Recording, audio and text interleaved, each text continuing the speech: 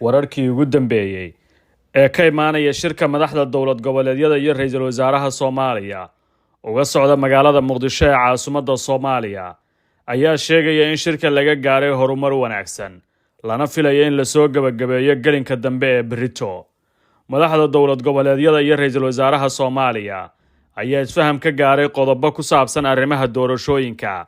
gaar ahaan arrimaha la xiriira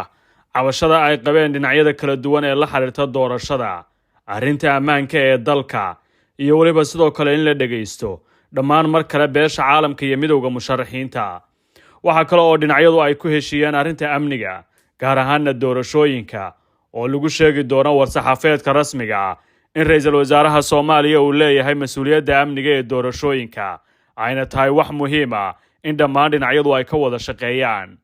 sida ay cadeynayaan ila xilkasta oo ka tirsan dhinacyada kala duwan ee dowlad goboleedyada, waxa ay isku raaceen dhinacyada kala duwan ee golaha wada tashigu in muddo 60 maalmood ka yar lagu dhameystiro doorashada golaha shacabka dalka loo diyaariyo doorasho, isla markaana ay noqoto mid hufan oo dhammaan dhinacyada oo dhan ay ku kalsoon yihiin. arrinta xulidda ergooyinka cidda mas'uuliyaddeeda leh iyo sidoo kale shaqooyinka gudiyada doorashooyinka ayaa ka mid ah waxyaabaha kala duwan ee laga hadlay.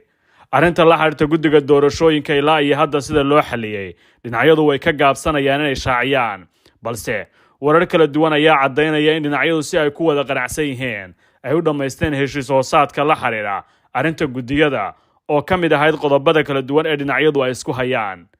wakiilada caalamiga iyo midowga musharaxiinta ayaa Brito ay la kulmi doonaan madaxda dowlad goboleedyadu ka hor inta aysan soo saarin warmurtiyeed wada jira oo ay isku raacsan yihiin. maalmihii la soo dhaafay cabsi weyn ayaa laga qabay in kulanka magaalada Muqdisho uu fashilmo ay ku leeyihiin ra'iisul wasaaraha iyo dowlad goboleedyada, taasoo dalka u horseedi lahayd xaalad rajo xumo ah oo dad badan oo Soomaaliyeed ay ka walwalsan yihiin. ha yeeshee tallaabooyinka hore socod kale ee shirka laga soo tabinaya ee dhinacyadu ay sheegayaan waxay ku soo beegmayaan xilli si weyn indhaha dadka Soomaaliyeed ay ugu hayaan shirkan iyo waxyaabaha kala duwan ee laga sugayo. midowga musharaxiintu waxay hore u soo jeediyeen cabasho la xiriirta daafurnaanta doorashada, gaar ahaanna cidda xulaysa ergada xildhibaanka soo dooranaysa, shuruudo kala duwan oo ay ka mid yihiin arrinta ergada cidda xulaysa, lacagaha lagu xiray oo ay ka mid tahay midda COVID-19 iyo warqadda dambi baarista ee CID-da ayaa ka mid ah waxyaabaha laga dooday. sida ay cadeynayaan ila xoogaale waxaa laga gudbay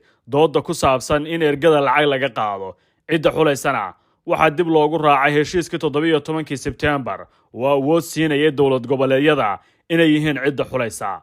dowlad goboleedyadu waxa ay ka mid isnaayeen kulankii maanta sida ay la kala duwan tilmaamayaan dhammaan arrinta ku saabsan doorashooyinka in ergooyinka wax laga bedelo sida loo soo xulayo oo ay si midaysan u difaaceen habraaci la sixay Agoosto 2021. isafgaradka la filayo Brito gelinka dambe inuu soo baxo waxa uu Soomaaliya uga dhigmaan doonaa waa cusub oo xagga siyaasadda ah, dalkana u dadejin kara doorashooyin ay dhinacyadu isku raacsan yihiin.